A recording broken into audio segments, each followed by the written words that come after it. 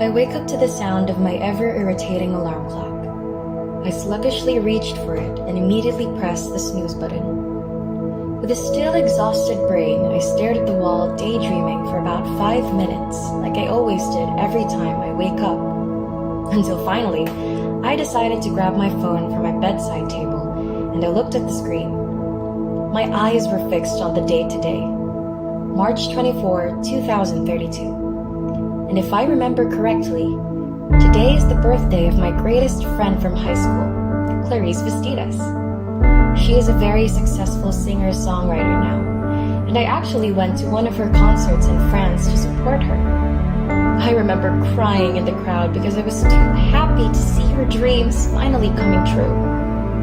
After recalling the time wherein I became Clarice's fan, I sent her a text message greeting her a happy birthday and that I miss her so much. It has been 10 years since I graduated from high school. Unquestionably, a lot has changed since then. Well, as for me, I am now a gastroenterologist/pharmacist, and I have my own clinic and pharmacy back in the Philippines. However, right now, I am currently here in New York invited as a guest speaker for a conference. I gave my speech yesterday, and I couldn't fathom the nervousness that I was feeling. And in order to get rid of it, I had to remind myself that I had to do way more stage-frightening competitions back in high school. Still lying on my bed, I looked at my phone once again, and then I realized that it is now 7 a.m. Oh no, I have a flight connecting from New York to Manila this 9 a.m. I was really scheduled to go home today because I had to attend a high school friend's wedding. I got up from my bed, and then I prepared for the flight. Luckily, I arrived on time for my flight. I sat on my seat and opened my phone to listen to the replay of the news yesterday. I smiled as I saw who the news anchor was. Zamariel Silvestre, another friend from high school. Seeing her now really impresses me, and she looked really good in television too. Still listening to the news, I saw another friendly face and name on screen. Gabby Kayayan. She's a famous digital artist now, and it was stated here that she was gonna have her third animation movie, and the film is to be aired 2 months from now. While watching and still smiling from the report I heard, I felt someone tap my shoulder. I took off my headphones as the person asked. "There are no other seats left, so I just wanted to ask if I could sit here?" He asked in an oddly familiar voice. I turned to look at the guy, and to my surprise, it was Bonnie Gregory. I immediately nodded as a way of answering his question and took this opportunity to catch up with him. My jaw dropped when I found out that he is now a psychologist and actually has his own place here in New York. And with the same reason as I have, he was also going home to attend the wedding. Consuming our time, I bombarded him with questions. I asked him, "How are our high school friends? Do you still contact them?" I found out that a lot of us are now successful doctors and nurses. Harry Harjulin became a doctor, just like his parents. Iza Arañas became a veterinarian. Shai Colasyon and Anting also became doctors now, and they both work at the same well-known hospital. Rica Luis is now a nurse, and the same goes with Chris Saldivar. Miki Duhale, who is currently taking his master's for his doctorate degree, and my best friend Kushi Kaur, which is now a registered nurse in Canada. Adrian Willen Francisco, on the other hand, became a well-known respiratory therapist. While I heard the news that Hera May Baba Leonor and Renzo Angelo triumphantly won both their cases in court. I heard that the both of them were the most in-demand lawyers now. R.R. Manaog and Dodong Cuerda both became seafarers and are now ship captains. However, what surprised me the most was the news about Miko Quinion, Bea May Altabar, and Francesca Bayate. Miko is now the richest person in the world. Yup, you heard me right. Richest. Richer than Elon Musk, Jeff Bezos, and Bill Gates. Furthermore, Bea and Cheska almost became rivals for president. However, Cheska backed out, and so Bea asked her to run for vice president instead. They both won and are now leading the country with ease. Our mini reunion was stopped when we heard the pilot and the co-pilot speaking. Ladies and gentlemen, this is Captain Arsen Owen Carillas speaking together with my partner Joshua Joe Urbanoso. We would like to inform you that we are about to take off. Please pay attention to your stewards and stewardesses as they demonstrate the emergency procedures. I was wondering in my head because the name sounded oddly familiar. Of course, we were batchmates in high school as well. I heard they both pursued their dreams of becoming pilots together and are now working for almost 3 years. My attention then goes to the flight stewardess who just finished explaining about the emergency exits. I called for her asking if I could have some magazines, which she immediately agreed to. She gave me 3 magazines in total. The first one I decided to read was about business and stuff. With widening eyes, I stared at the cover page in shock. It's Mark Shinestacion. His business was reported to be one of the most successful ones yet. Wow, well, this is interesting and really inspiring too. His life story was featured in the magazine, and there I've read a lot of fascinating facts about him.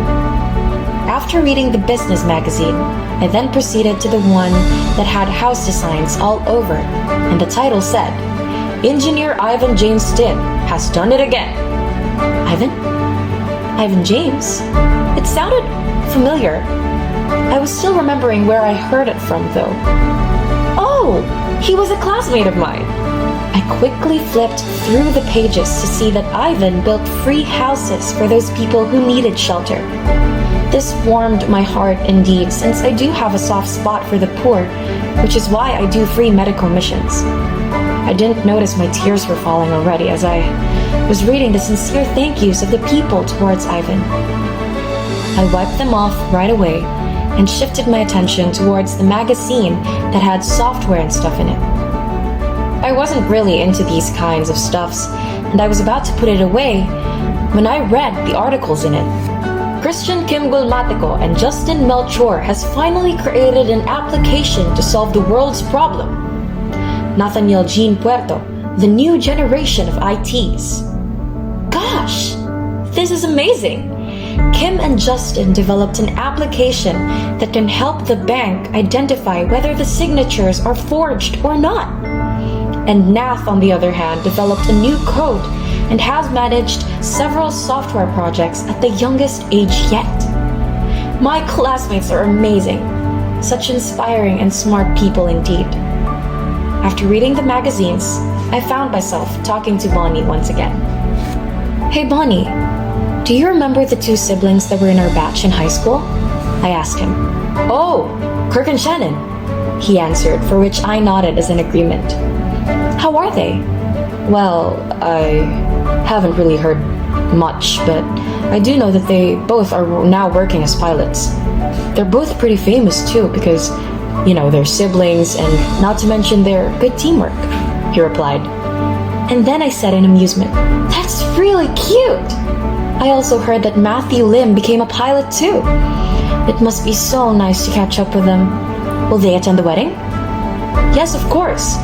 Shannon could never miss her best friend's wedding, but I'm not really sure about Matthew though. I heard he had a flight bound to Japan today. Our talk went from our classmates, going to our night to remember in high school, then our college life, and then came in our most favorite app back then. Wattpad.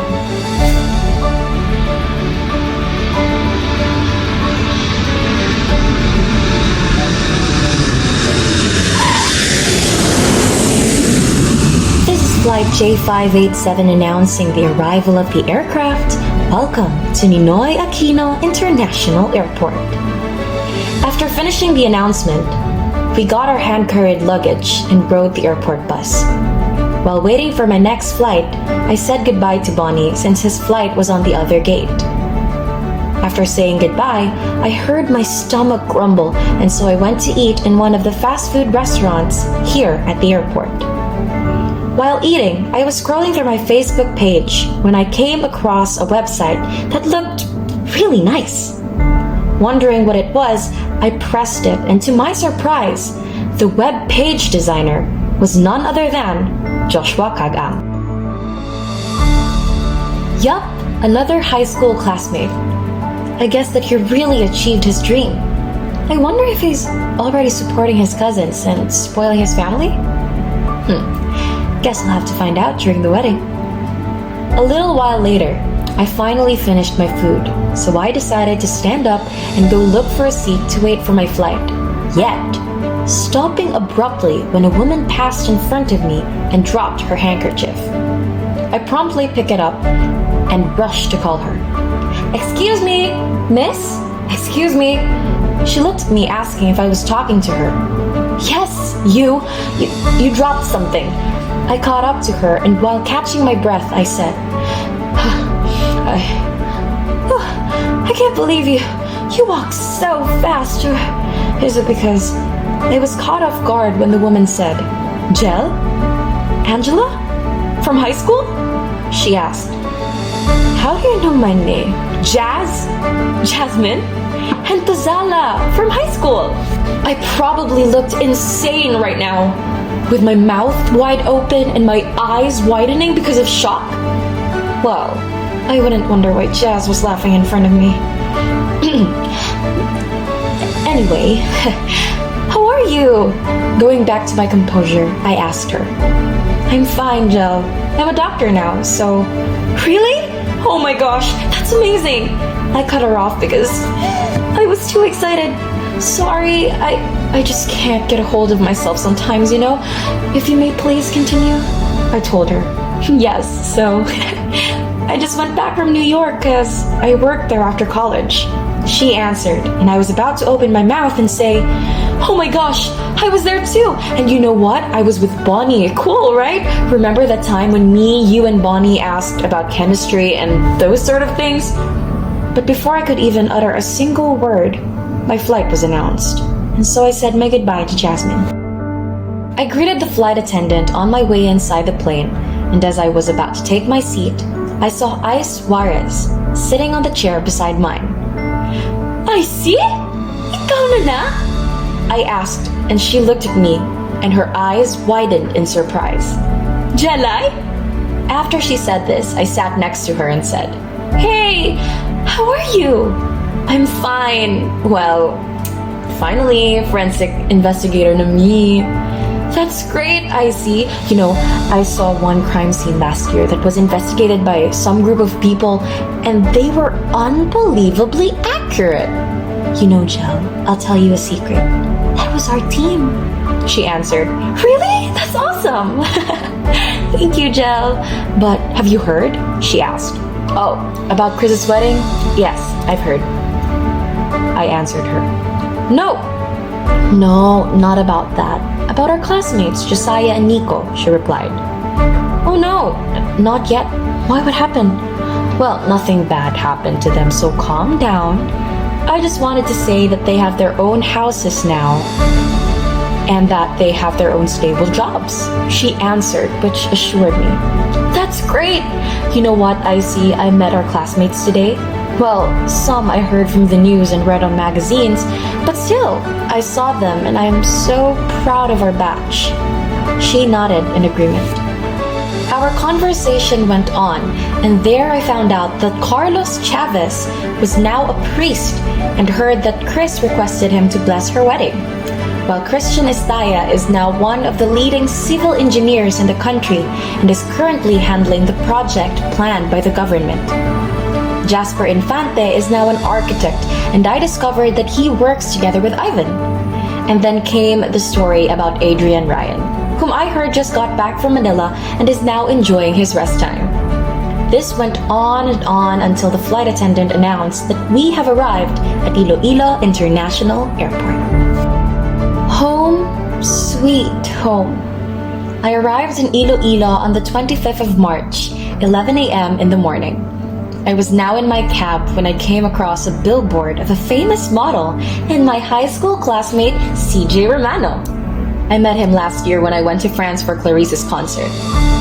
And I finally arrived home, and I still had time to catch up even if I just went to the reception of the wedding, since it is 1 p.m. now and the wedding ceremony just finished because it started an hour ago.